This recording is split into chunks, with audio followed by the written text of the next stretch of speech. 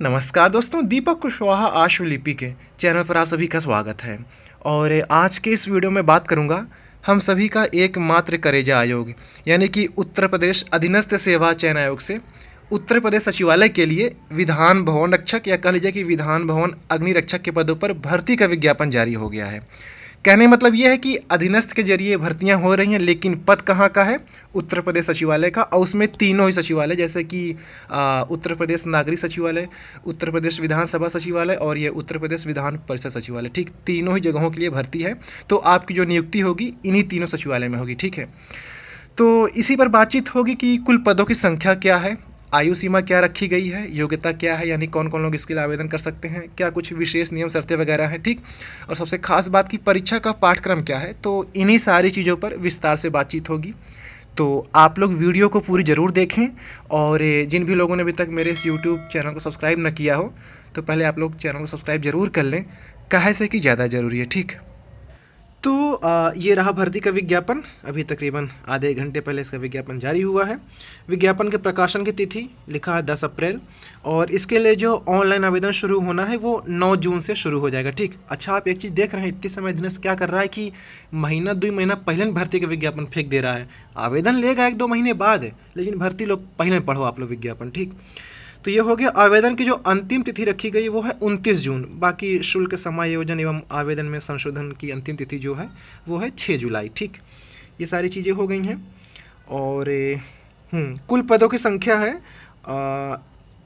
170, जिसमें से कि विधान भवन आग्निक या अग्निरक्षक या विधान भवन रक्षक कह लीजिए। ठीक है, तो ऐसे समझिए कि सचिवालय प्रशासन विभाग के नियंत्रणाधीन विधान भवन रक्षक के कुल 120 पद, विधान भवन आग्निक या अग्निरक्षक कह लीजिए के कुल 50 पद, तो ऐसे कुल जोड़ के 170 पदों पर ये भर्ती है।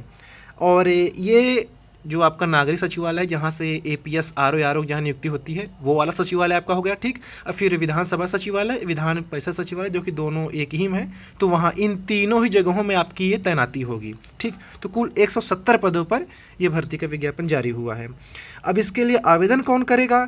तो इसके लिए वो लोग आवेदन कर सकते हैं जिन्होंने प्रारंभिक अर्हता परीक्षा 2025 यानी कि PET 2025 दिया हो, और जिसमें 1 अंक आपके कम से कम हो, 0 नहीं, माइनस में नहीं, जिनके कम से कम 1 अंक हो, ऐसे सभी लोग इसके लिए आवेदन कर सकते हैं। लेकिन बाद में एक ये कट ऑफ जारी करेंगे, उस कट ऑफ के अंतर्गत जो लोग आएंगे तो फिर आपसे फिर से 200 रुपया शुल्क लिया जाएगा, जो भी होगा। ठीक है, तो फिर उन्हीं लोगों को फिर बाद में मुख्य परीक्षा में शामिल होने का मौका मिलेगा। अभी तो सबसे 25 रुपया लेकर के सबसे फॉर्म भरवा ले रहे हैं। ठीक, ये हो गया।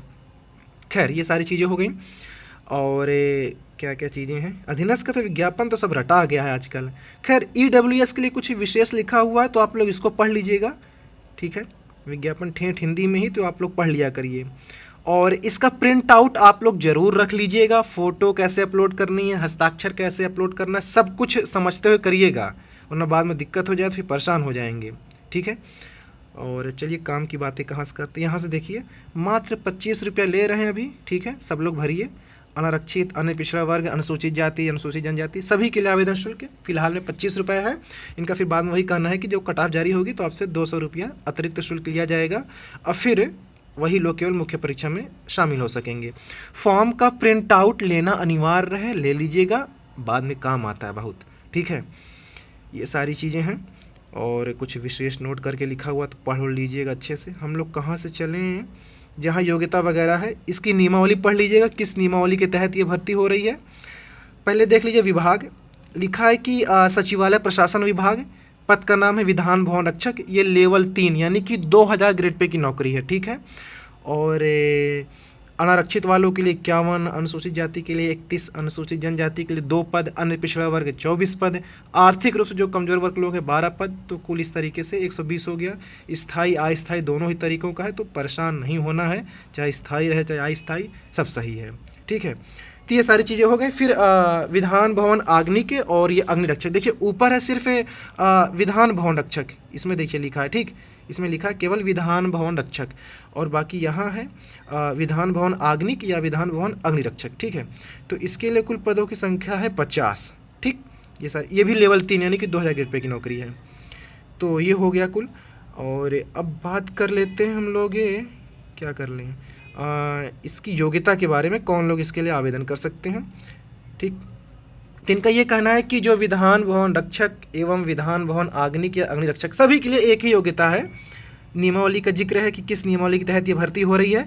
फिर यह है कि पदों पर सीधी भर्ती के लिए अभ्यर्थी को माध्यमिक शिक्षा परिषद उत्तर प्रदेश की इंटरमीडिएट की परीक्षा या सरकार द्वारा उसके समकक्ष मान्यता प्राप्त कोई परीक्षा उत्तीर्ण होना आवश्यक है। यदि आपने कम से कम कक्षा 12वीं उत्तीर्ण की हुई है तो आप इस भर्ती के लिए योग्य हैं, आवेदन कर सकते हैं। ठीक है, ये अनिवार्य अर्हता है, मतलब ये चीज़ तो होनी ही होनी चाहिए, बाकी अधिमानी अर्हता है। इनमें से अगर आपके पास कुछ हो तो आपको वरीयता मिल जाएगी बस। ठीक, जैसे कि प्रादेशिक सेना में न्यूनतम 2 वर्ष की आपने अवधि तक अपनी सेवा दी हो, या राष्ट्रीय कैडेट कोर का भी प्रमाण पत्र हो, तो ये अधिमानी अर्हता में, ये अनिवार्य नहीं है। बाकी कक्षा 12 वो अनिवार्य है। ठीक है, तो ये हो गया। आयु सीमा का ये है कि कम से कम 18 वर्ष, अधिकतम 40 वर्ष। बाकी अनुसूचित जाति, अनुसूचित जनजाति, अन्य पिछड़ा वर्ग, जैसे इनको उत्तर प्रदेश की बाकी भर्तियों में छूट मिलती है तो वैसे इसमें मिलेगा। ठीक है, तो ये चीज़ें हो गई।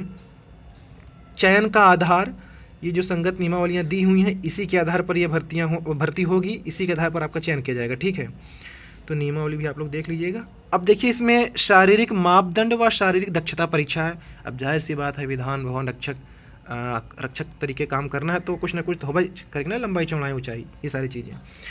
तो इनका ये कहना है कि पुरुष अभ्यर्थियों के लिए जो सामान्य वर्ग हैं, अन्य पिछड़ा वर्ग और अनुसूचित जाति, इनके लिए ये है कि जो आपकी शारीरिक ऊंचाई होनी चाहिए वो 168 सेंटीमीटर। ठीक, तो फीता उतार लेके नाप लीजिए, 168 आ रहे हो तो आवेदन कर दीजिए। ठीक है, तो वहीं अनुसूचित जनजाति के लिए 160 सेंटीमीटर, ये पुरुषों की मैंने बात की। अच्छा, केवल पुरुष ही इसके लिए, अच्छा महिला भी है। ठीक है, और सीने की फुलाव या बिना फुलाव की बात करूं तो अन्य पिछड़ा वर्ग, अनुसूचित जाति, सामान्य वर्ग वालों के लिए मतलब कि क्या कहते हैं 84 सेंटीमीटर है। ठीक है, ये हो गया फुलाने पर। और अनुसूचित जनजाति के लिए 82 सेंटीमीटर और 5 सेंटीमीटर का फुलाव अनिवार्य है, जैसा कि लिखा है इसमें। महिलाओं की ऊंचाई की बात करूं तो सामान्य वर्ग, अन्य पिछड़ा, अनुसूचित जाति की महिलाओं के लिए न्यूनतम जो ऊंचाई रखी गई है वो है 152 सेंटीमीटर। तो वहीं अनुसूचित जनजाति की महिला अभ्यर्थियों के लिए न्यूनतम ऊंचाई जो है वो 147 सेंटीमीटर। तो आप लोग इसका विशेष ध्यान रखिएगा। ठीक है, वजन भी दिया है महिलाओं के लिए कि 45 से 58 किलोग्राम होना चाहिए। पुरुषों में नहीं दिया है क्या? चलो कोनो दिक्कत नहीं, चाहे जितना वजन रहो फिर। ठीक है, ये हो गया। अब देखिए इसकी परीक्षा कैसे होगी। कोई दौड़ और तो फिलहाल इसमें ऐसा कुछ है नहीं, और कोई काम नहीं दौड़ने, कहाँ दौड़ेंगे, सचिवालय से कहाँ दौड़ के जाएंगे। ठीक है, वहीं रहना है। तो परीक्षा का पाठ्यक्रम समझिए। कुल 100 अंकों की आपकी परीक्षा होगी, 100 प्रश्न होंगे, जिनमें से ये है कि अगर आप कुछ गलत कर देते हैं प्रश्न तो 1/4 अंक काट लिए जाएंगे। ठीक, भारत का इतिहास एवं भारतीय राष्ट्रीय आंदोलन 10 प्रश्न 10 अंकों के लिए। ठीक है, फिर भारत एवं विश्व का भूगोल 5-5, भारत एवं आर्थिक एवं सामाजिक विकास 5-5, भारतीय राज्य व्यवस्था एवं भारतीय संविधान 10 प्रश्न 10 अंकों के लिए, सामान्य विज्ञान एवं प्रौद्योगिकी 10-10, पर्यावरण पारिस्थितिकी एवं आपदा प्रबंधन 10-10, भारत में खेल। ठीक, देख लीजिए आप लोग ऐसे करके। तो जैसे बाकी परीक्षाओं के लिए है वैसे भी इसका भी वही परीक्षा पाठ्यक्रम है, कंप्यूटर भी है इसमें, उत्तर प्रदेश विशेष भी है। तो 100 प्रश्न 100 अंकों के लिए। ठीक है, ये सारी चीज़ें, बाकी 2 घंटे की आपकी परीक्षा होने वाली है। अब ये विस्तार से पाठ्यक्रम दिया हुआ है कि ये क्या पूछेंगे भारत का इतिहास में और भारतीय राष्ट्रीय आंदोलन में।